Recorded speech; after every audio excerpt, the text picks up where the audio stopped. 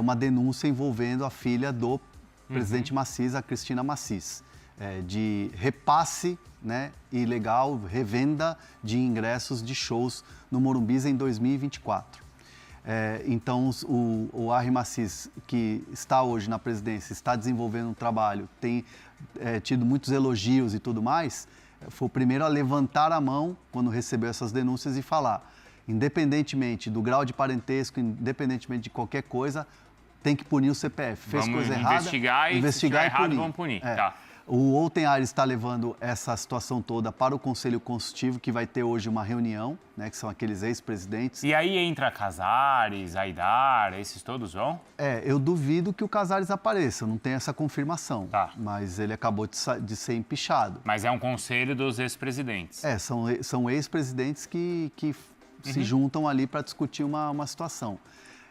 E aí a gente precisa falar também que tem um componente político também. Olten Ares, provável futuro candidato à presidência do São Paulo nas próximas eleições, que é da chapa, que é da situação Júlio Casares, que saiu do poder.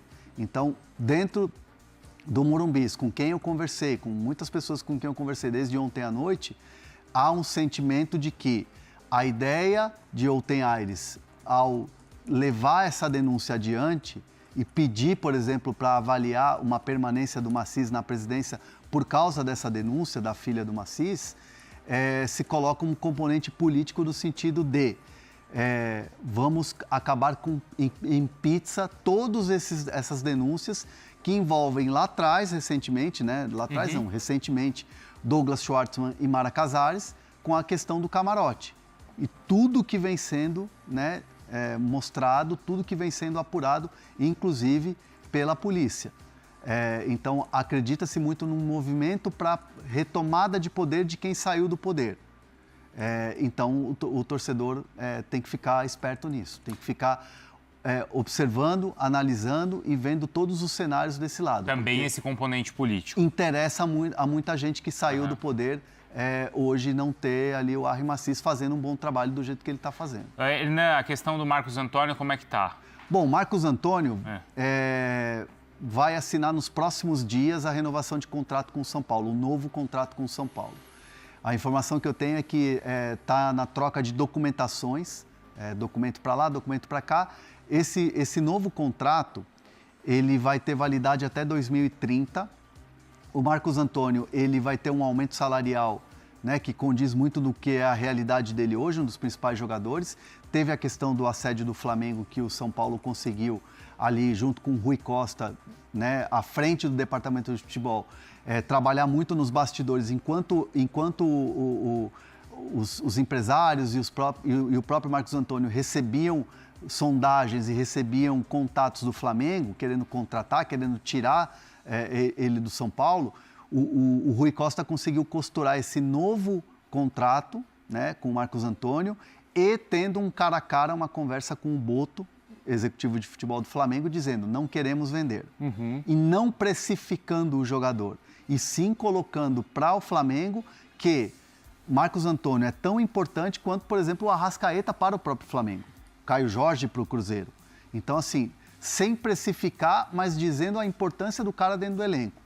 E aí o São Paulo, nesse meio tempo, até para ganhar um tempo para elaborar esse novo contrato que vai ser assinado nos próximos dias, o São Paulo até chegou a ventilar a possibilidade de colocar uma opção ali de compra para o Flamengo, né? Uma situação em que foi muito discutido isso, inclusive na torcida do São Paulo, tá? Era um movimento que o São Paulo queria fazer para afastar o assédio. Mas no final das contas não teve conversa, não teve nenhuma opção de compra ali ou situação de compra para o Flamengo. O São Paulo conseguiu fechar essa porta, conseguiu valorizar o jogador, um salário, né, condizente com a realidade do que ele está tendo de atuação, 2030, e a multa rescisória para clubes de fora, 100 milhões de euros, que dá aí pela conversão 600 e poucos milhões. 100 milhões de euros. 100 milhões de euros para clubes de fora. Lá no alto também. Mas o que mais chama atenção nesse novo contrato, e isso eu pude apurar ontem, é a multa para clubes nacionais. Porque aí os tubarões tipo Palmeiras, Cruzeiro, Flamengo não chegam perto. Qual é? Sai de 600 milhões de reais e aí você tem que fazer uma conta com o salário do jogador vezes 2.000, aquela coisa toda. Pode bater 900 milhões de reais. Ah, você está brincando. Pode bater 900, pela conta, você pode bater 900 milhões de reais. A multa rescisória do Marcos Antônio agora com o São Paulo. Então, assim, ó, é para fechar a porta. Óbvio que ninguém vai comprar o Marcos Antônio ninguém pela está multa. falando que ele vale 900 milhões de reais. Mas você consegue se 900 milhões de reais, precaver. você contrata o... Sim. Quem? O Hendrick? Estevão. O Estevão? O Estevão. Acho que sim. Contrata. Você tira o Alan Elias do Palmeiras. Por menos até. Menos até? Não é 30 milhões? 35 de euros, 35, então.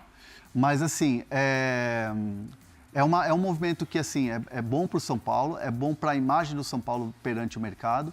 Você consegue manter um jogador que é o principal, talvez, hoje do teu elenco, é o cara que dita o ritmo do time, é um cara que está sendo visto aí para a seleção brasileira, né? Cotado para uma seleção brasileira.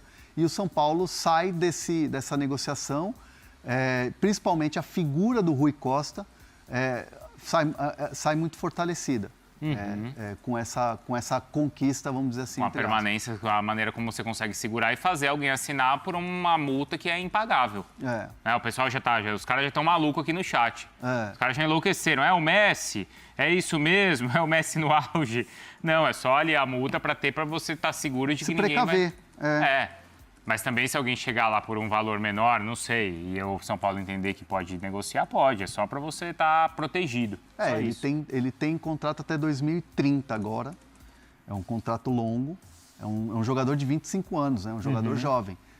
E assim, eu tô falando, não estou falando que ninguém vai chegar alguém vai chegar e vai pagar a multa. Ninguém vai pagar Ninguém vai pagar essa multa, claro. Mas é uma maneira de você se proteger. Exato, para isso que serve a multa. Para você estar seguro que o cara vai continuar ali. É o seguinte, daqui a pouco tem o Marcelo Paes, mas a gente tem ainda o Vini Júnior para falar. Oscar. Então já vamos emendar o Oscar, então. Aí a gente já fala do Oscar e depois fala do Vini Júnior e fala do Santos e fala do Palmeiras e fala do Corinthians. E aí com o Marcelo Paes a gente fala do Corinthians. Isso. E aí então a gente fica até o esporte, até o linha de passe. A gente fica até o linha de passe aqui. Não, então vamos lá, vai, que tem bastante coisa. O Oscar está entrando num acordo finalmente aí com o São Paulo e aí a gente precisa colocar muito, assim, todas as situações dessa negociação. O Oscar quer cerca de 7 milhões aí do São Paulo em relação às luvas que ele assinou no contrato. Lembrando que esse contrato ele foi trabalhado junto aos empresários do Oscar pelo ex-presidente Júlio Casares, né? O Casares foi quem estava à frente dessa negociação, foi ele que fez todo o negócio com o Oscar. E o Oscar não abre mão de receber as luvas e, obviamente, os empresários as comissões que foram ali na negociação.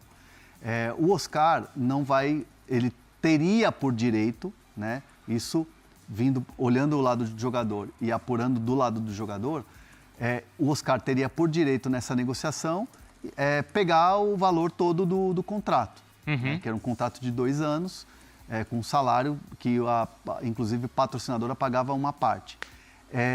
O Oscar abre mão, entre aspas, de 53 milhões de reais. O que é abrir mão?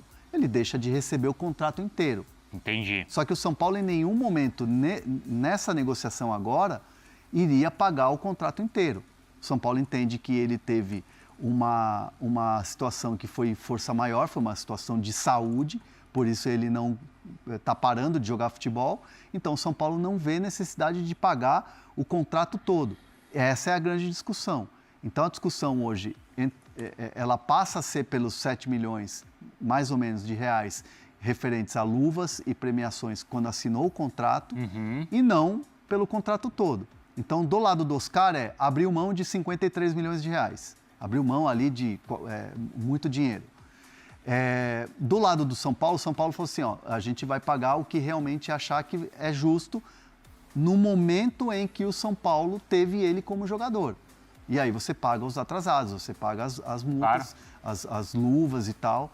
Então, o São Paulo está chegando num acordo para poder assinar, enfim, essa rescisão de contrato com o Oscar. É isso, que as partes todas entenderem que é justo, porque acho que provavelmente, se existe essa discussão, é porque não estava previsto ali no contrato. E aí fica advogado de lá e advogado de cá, tentando encontrar a melhor saída. E é uma discussão que não está assim, não está tendo briga, né? Não, mas o que é justo é justo. Mas é uma negociação que envolve duas partes e cada um defende o seu lado. Envolve duas partes, envolve muito dinheiro. E aí, claro, cada um vai defender o seu lado mesmo.